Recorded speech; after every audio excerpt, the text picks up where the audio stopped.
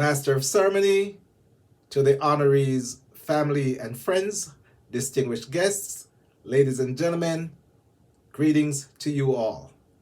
My name is Luke Miles, and it is indeed a great honor for me to be a part of this memorable event today, albeit remotely.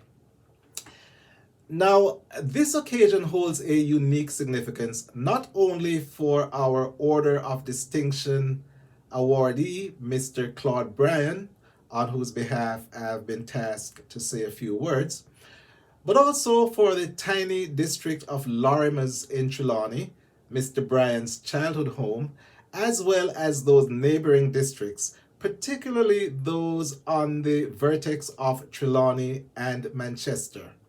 Those, of course, are areas through which Claude traversed from the 1960s through the early 70s on his way to and from school. That said school, Bryce Primary, nestled in the cool, beautiful district of Colleyville in Manchester, is still near and dear to his heart to this day.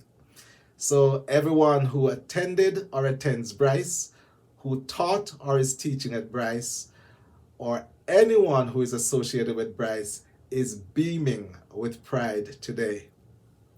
Now, I've been very, very privileged to call Claude my friend for some 55 years. Today, Claude takes his place among several deserving and distinguished award recipients in various fields of endeavor. Now, everybody's success story is unique. Everybody's story is different, but each has a compass and each has a set of positive traits by which the success journey is guided. They were clearly embedded in Claude's character at a very early age, as I recall. His competitive character. Claude was very competitive. I remember Claude in school was a very diminutive person in stature. Actually, one of those few characteristics that we share. But Claude was by no means diminutive in his spirit. He was by no means small spirited. In fact, he was feisty, proud, and best described by the word that we Jamaicans all know, talawa. In team games at Bryce and sometimes outside of Bryce, Claude refused to be on the losing side. I recall we used to have our little pickup cricket games, and those were when you had two captains and each would choose his own players, and they were normally chosen in order of talent. Claude did not take too lightly when others were chosen ahead of him. He wanted to be first all the time, not second, not third. He wanted to be first. He also wanted to be first in class. And for the most part, he was.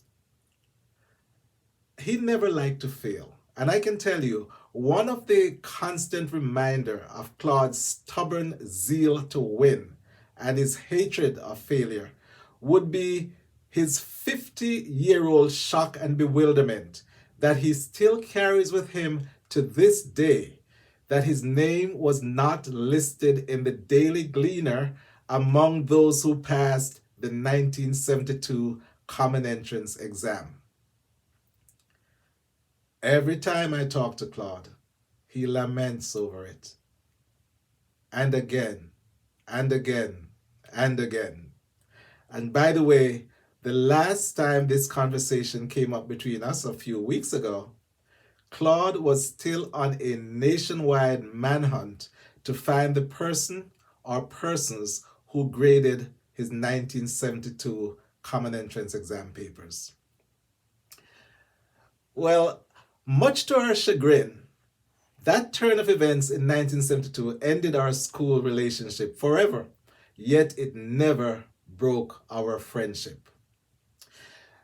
And then there was the compassionate Claude. He was that little boy who always had a warm smile for everyone. And he shared it with those people, particularly those people who needed it most. He was always deeply moved by those who experienced challenges, health issues, losses, personal tragedies. It didn't matter whether you were a student or a teacher. And to this day, Claude dedicates a significant portion of his time checking in on old classmates who have gone through various personal challenges. And very quietly and behind the scenes, he commits to pursuing ways of improving their lot.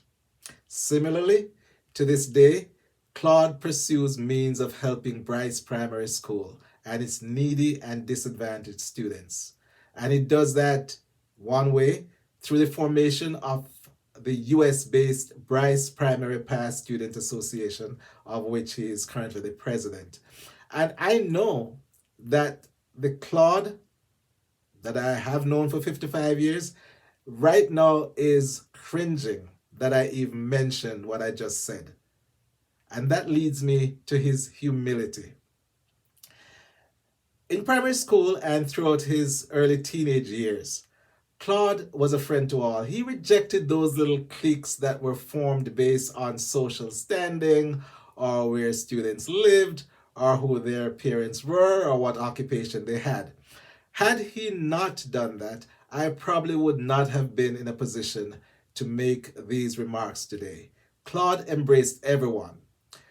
He accomplished quite a bit over his lifetime, but all that started during his tenure at Stats and continued through to his current profession. During all this time, Claude and I have had many long phone conversations. Many long phone conversations. But to underline his humility, I can tell you assuredly that he never once brought up any of his feats or any of his big name clients or any of the clients' accomplishments, victories, not once. Not once.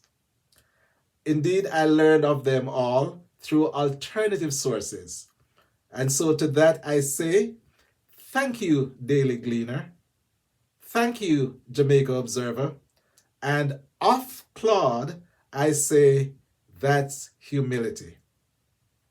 I could not be more proud to applaud my friend Claude Bryan on this momentous occasion of the Order of Distinction Award for his outstanding contribution to track and field.